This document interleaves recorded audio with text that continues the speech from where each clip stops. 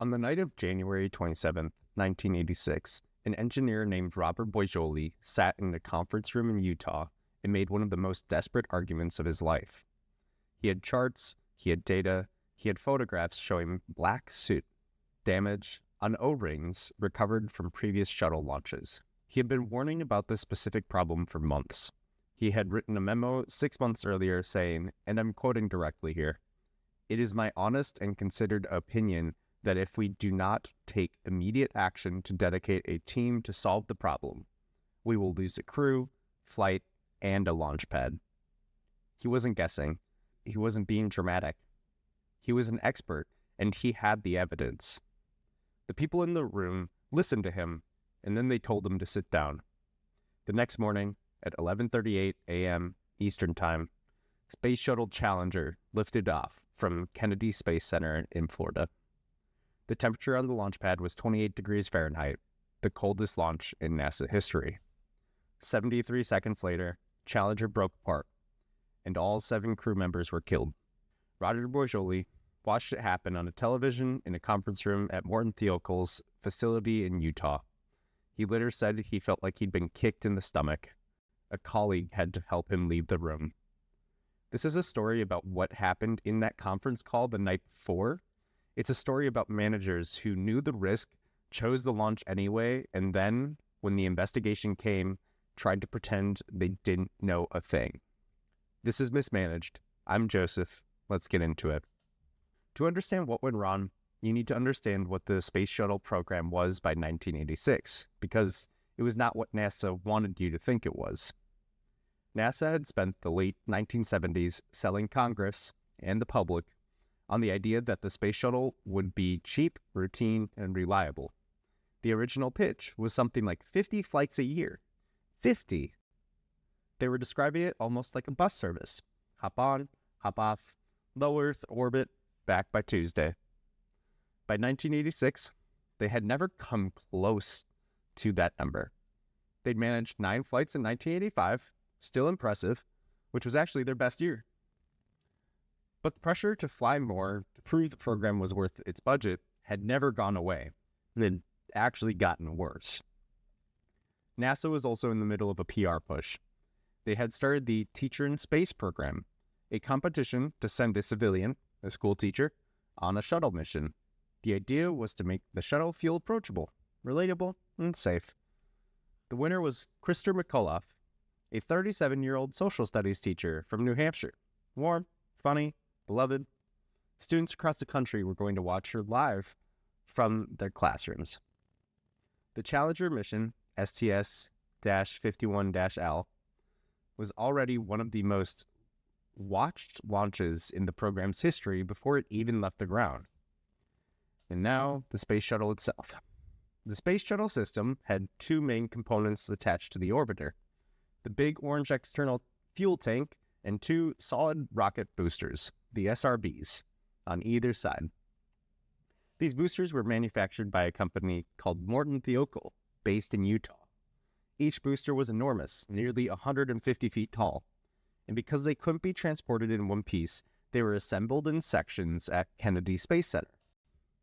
The sections were held together with field joints, and those field joints were sealed with rubber O-rings, 2 of them, a primary and a backup, that had to compress and hold against the explosive pressure of ignition. Roger Boisjoli was one of the engineers at Morton Thiokol who worked on these joints, and starting in 1985, he had been watching something troubling in the post-flight data. The O-rings were showing signs of erosion. The rubber was getting damaged. Here's the part that matters. The damage was worse in cold weather. The O-rings, like all rubber, got stiffer when it was cold. Stiffer meant they didn't seat as quickly. If they didn't seat quickly enough, hot combustion gases could blow past them before they were sealed. And if that happened during launch, well, we understand those consequences. Boisjoli wasn't the only one who saw this. His colleague Arnie Thompson had raised similar concerns. In July of 1985, Boisjoli wrote that memo I mentioned in the opening. The one that said explicitly that they would lose a crew if this wasn't fixed. The memo went to his management at Thiokol. Some of it filtered up to NASA. Nothing was grounded, and launches continued. The Challenger launch was originally scheduled for January 22nd. It got bumped several times, weather delays and other issues. By January 27th, it was set for the next morning. There was one problem. A serious cold front was moving through Florida. The forecast for launch morning, temperatures in the mid to upper 20s Fahrenheit. In the history of the space shuttle program, no launch had ever occurred below 53 degrees. When the engineers at Morton Thiokol found out, they went into alarm mode. That evening, starting around 5:45 p.m. Eastern Time, there was a teleconference. On one end, NASA managers at Kennedy Space Center and Marshall Space Flight Center in Alabama. On the other, engineers and managers at Morton Thiokol in Utah. The Thiokol engineers, led by Boisjoli and Arnie Thompson, presented their data. 13 charts, temperature versus O-ring damage, every flight where they'd seen erosion. Their conclusion was straightforward. The O-rings had never been tested and had never flown in temperatures anywhere near what was forecast for the next morning. The risk was unacceptable. They were recommending against launch. The NASA managers pushed back. The most important voice on the NASA side was Lawrence Molloy, the solid rocket booster project manager at Marshall. Molloy was not a villain in the movie villain sense. He was a capable, experienced engineer who had risen to management. But what he said that night became one of the most infamous lines in the history of NASA. When Thiokol said they needed temperatures above 53 degrees, Molloy responded, "My God, Thiokol, when do you want me to launch? Next April?"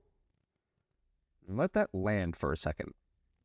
The engineers had just presented evidence that the shuttle might fail if they launched in freezing temperatures. The senior NASA manager's response was essentially, "Are you kidding me?" Another NASA manager on the call, George Hardy, said he was appalled by Thiokol's recommendation. Appalled. Not concerned, not thoughtful, appalled. As if the engineers recommending caution were the ones behaving badly. Neither Molloy nor Hardy explicitly ordered Thiokol to approve the launch. They didn't have to. What they did was express displeasure loudly to a contractor whose contract with NASA was up for renewal. The message was received. At this point, the senior Thiokol manager on the call, a man named Joe Kilminister, asked for a 5-minute offline caucus. Just Thiokol off the line. That caucus lasted about 30 minutes. Inside it, the Thiokol engineers made their case again. Boisjoli and Thompson argued hard, but the management team, led by a VP named Gerald Mason, was leaning the other way. And then Mason said something to another VP, Bob Lund, that engineers would later describe as a pivotal moment. He said, "Take off your engineering hat and put on your management hat." Think about what that sentence means. It means stop thinking about whether this is safe and start thinking about what we need to do for this business. It is, in 5 words, everything that goes wrong in these stories. Bob Lund had been opposed to the launch. He changed his vote. The Thiokol managers voted 4-0 to recommend launch. The engineers were not asked to vote. Boisjoli later said that after the vote, he turned to Thompson and said something to the effect of, "We've just made a terrible mistake." Kilminister got back on the call with NASA and gave them the launch recommendation in writing. NASA accepted it. The teleconference ended around 11:15 p.m., and launch was set for the next morning.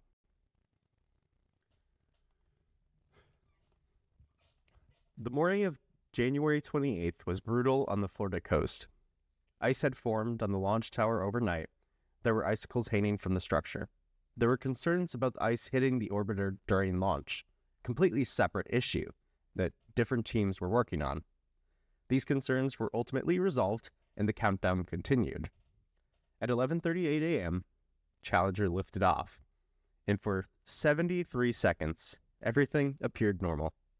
Then, A small flame appeared near the lower joint of the right solid rocket booster, the exact location Boisjoli had been warning about. Video from tracking cameras captured it. In about a second and a half, it had burned through the joint. It hit the external fuel tank, the tank ruptured, the aerodynamic forces tore the vehicle apart. The crew cabin separated intact and traveled upward for several seconds before beginning a 2-minute, 45-second fall toward the Atlantic Ocean. Evidence suggests at least some of the crew survived the initial breakup. Right. 3 of the personal egress air packs, emergency oxygen units, have been manually activated, which can only be done by a conscious person. They hit the water at roughly 200 miles per hour. There were no survivors. Let's put faces to names before we get into what happened after. So, Roger Boisjoli was a mechanical engineer who had worked on rocket programs since the 1960s. He was 49 at the time of the disaster, and by all accounts, he was methodical, technical, and took his safety responsibilities with a seriousness that bordered on the personal. He had been raising the O-ring issue formally since 1985. Arnie Thompson was another theoretical engineer who supported Boisjoli's analysis. During the caucus, he reportedly stood up and physically placed charts in front of the managers, trying to get them to look at the data one more time. He was told to sit down. Gerald Mason was Theocal's senior vice president for Wasatch operations. He was the one who told Bob Lund to take off his engineering hat. He had no formal background in the specific engineering issues being discussed. He was fundamentally a business executive making a technical decision. Lawrence Malloy was NASA's SRB project manager. He was the next April guy. He was technically sharp, had spent years on the program, but his job was also to keep launches on schedule, and that pressure had clearly shaped how he heard the engineers' warnings. Jesse Moore was the associate administrator for spaceflight, one of the most senior NASA officials involved in launch decisions. He later said he was unaware of the theoretical concerns before launch, whether that's because he was genuinely kept in the dark or because information was filtered to protect the launch decision is, well, contested. Then there's Krista McCullough, the teacher, and the 6 other crew members, Francis Scobie, Michael Smith, Judith Reisnick, Ellison Onuska, Ronald McNair, and Gregory Jarvis. They were not in any of these meetings. They were not told about the debate. They went to bed the night before, presumably believing someone had confirmed it was safe to fly. NASA's initial response to this disaster was not great. In the days immediately following, NASA officials gave statements suggesting this was an unforeseeable accident, an anomaly. Nobody could have predicted it. Roger Boisjoli knew that was false, and he had the paper trail to prove it. President Reagan appointed an independent commission to investigate, the Rogers Commission, named for its chairman, former Secretary of State William Rogers. It included some heavy hitters, among them Neil Armstrong, and critically, the physicist Richard Feynman. Feynman had a gift for cutting through the institutional fog. He was frustrated with what he was hearing from NASA's formal presentations, vague language about risk assessment and probabilities of failure. He started asking engineers directly and informally, what do you think the probability of failure was? The engineers told him somewhere in the range of 1 in 100, maybe 1 in 50. NASA management's official estimate? 1 in 100,000. For reference, you are more likely to be struck by lightning twice in your lifetime than NASA management believed the shuttle was to fail on any given mission. Then came Feynman's moment. At a public hearing, without much fanfare, Feynman took a piece of O-ring material, held it under the table for a bit, and then dropped it in a glass of ice water. He held it there while the commission continued its business. When the TV cameras caught on and trained on him, he pulled it out and demonstrated that the rubber had lost its resilience. It wasn't bouncing back. He then looked at the cameras and said, more or less, this is the material that was supposed to seal the joints on a 28-degree morning. It became one of the most famous moments in the history of public scientific communication. He later wrote in his personal appendix on the Rogers Commission report, "For successful technology, reality must take precedence over public relations, for nature cannot be fooled." Boisjoly testified to the commission. He told them everything: the memo, the teleconference, the caucus, the vote. He described watching his management override the engineers in real time, and he named names. He was telling the truth. The commission confirmed it. The cause of the disaster was exactly what he said it was. NASA and Morton Thiokol were not pleased. When Boisjoly returned to work at Thiokol after his testimony, he found himself frozen out, reassigned, excluded from meetings, and colleagues avoided him. He eventually left the company, citing stress-induced health problems.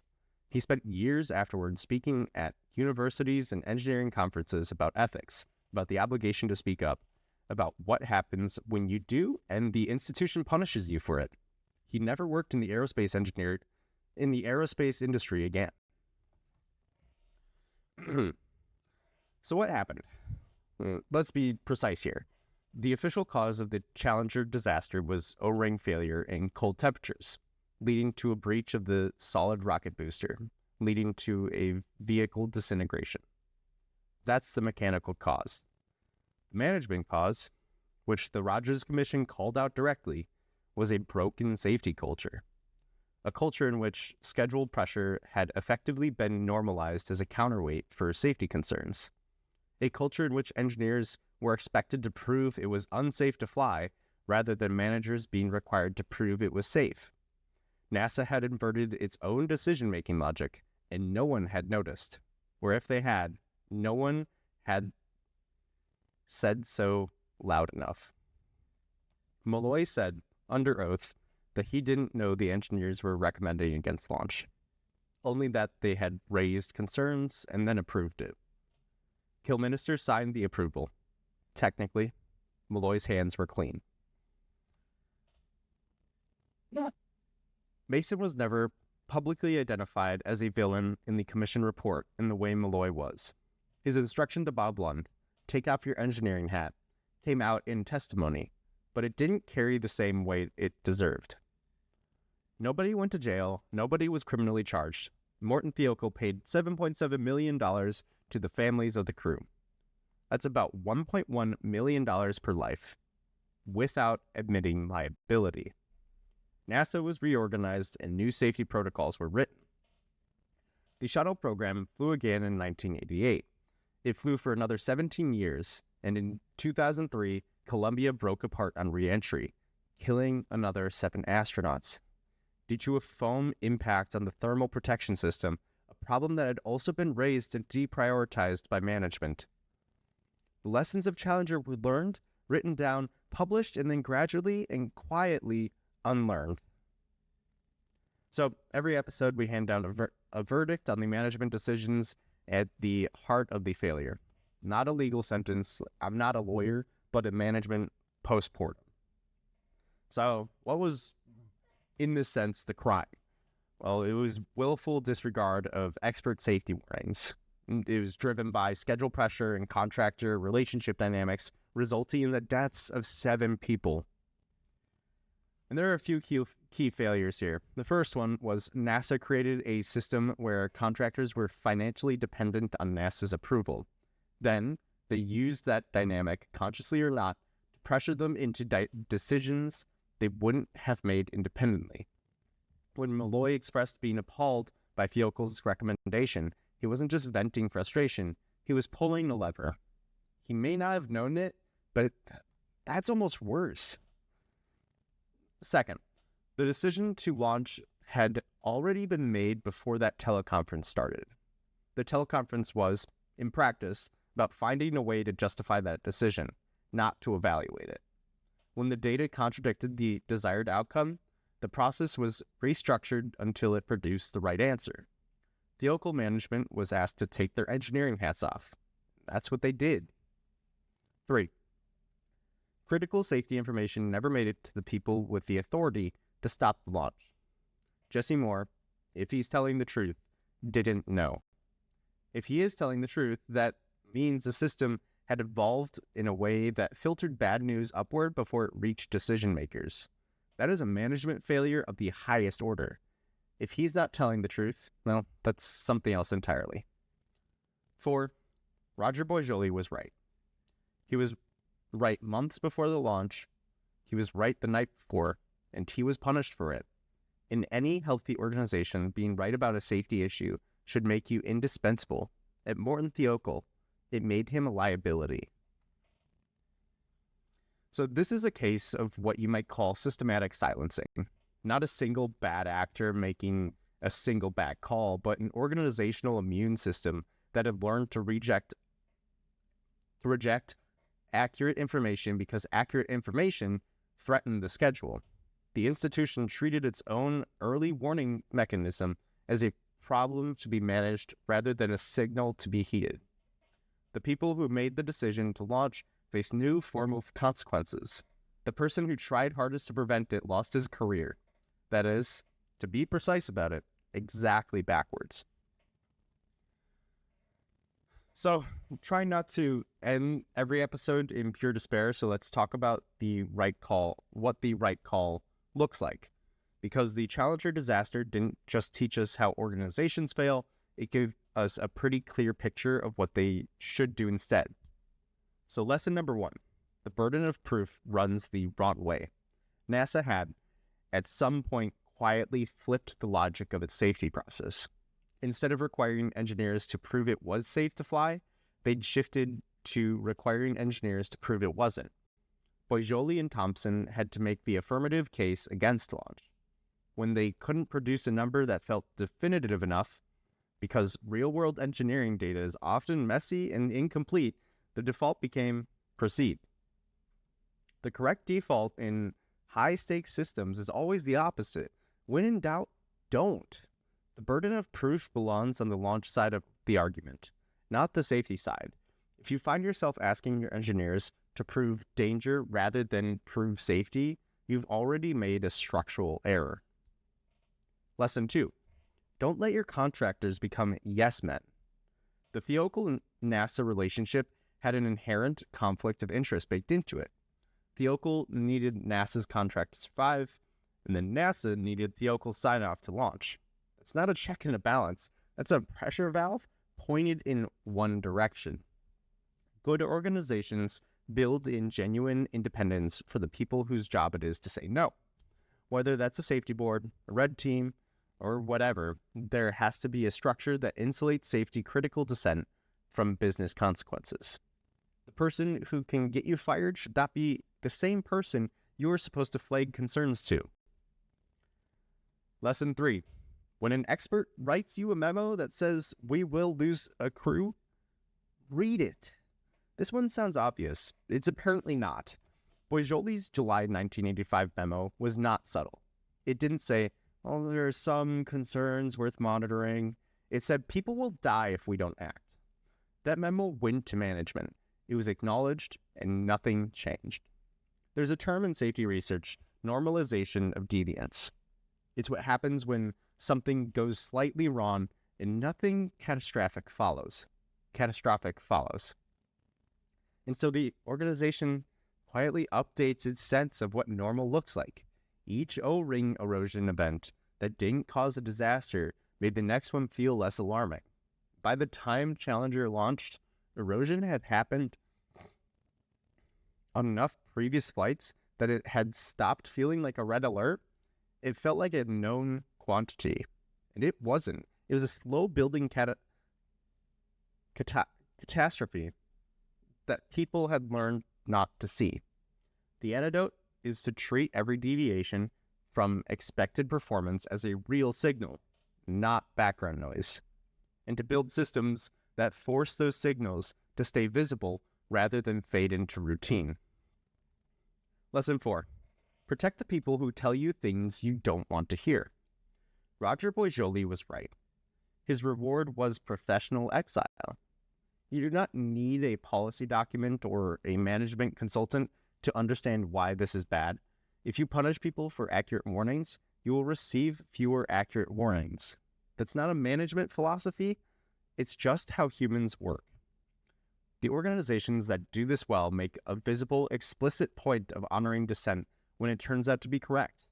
They promote the people who flagged the risks, not the ones who smoothed them over. They build a culture where saying, "I think we're about to make a mistake," is understood as an act of service, not insubordination. At NASA and Morton Theophil, it was treated as insubordination. 17 years later, Columbia burned up on re-entry, and investigators found a culture still struggling with the same failure modes. Some lessons are hard to learn, even when they've already killed people. Well, if you want to go deeper in on this one, there are a few places to start. Richard Feynman's personal appendix to the Rogers Commission report is publicly available and worth reading. It's short, sharp, and pretty devastating, honestly. His memoir, What Do You Care What Other People Think, covers his experience on the commission in detail. Diane Vaughan's book, The Challenger Launch Decision, is the definitive academic treatment of how NASA's organizational culture made this outcome possible. It's dense, but if you're into management failure as a subject, it's essential. And if you want the human story, look up Roger Boisjoli's own accounts. He gave several recorded lectures in the years after the disaster. He was not a bitter man, which is remarkable. He was a precise one. Well, he died in 2012, but he never stopped talking about what happened. He thought it mattered that people understood it. I think he was right. Our next episode will be on WeWork, a story that's a lot less tragic and considerably more absurd. We'll talk about a CEO who negotiated to buy back his own company's logo, a valuation that had less basis in reality than most works of fiction, and a board of directors that watched all of it happen and said, "Yes, more please." Well, that's next time. Thanks for listening to Mismanaged.